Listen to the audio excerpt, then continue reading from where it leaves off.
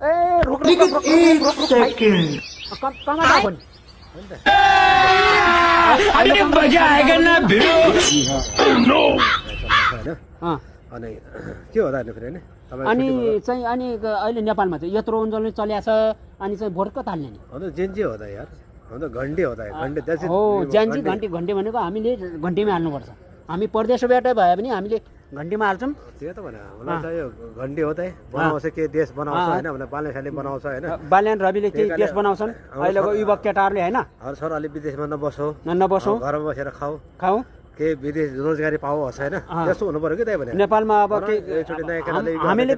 हामीले त दुःख पायौँ तर हाम्रा छोराले दुःख नपाउने होइन त्यति विश्वास छ होइन बाल्यान रविले केही देश बनाउँछ नि त जय घन्टी जय नेपाल जय जय सङ्गीत हजुरहरूले चाहिँ बाल्यान रविलाई घन्टीमा भोट नछोड्नु दिनु होला जति पनि परदेशमा हुनुहुन्छ हजुरहरूले अब जानु होला होइन ल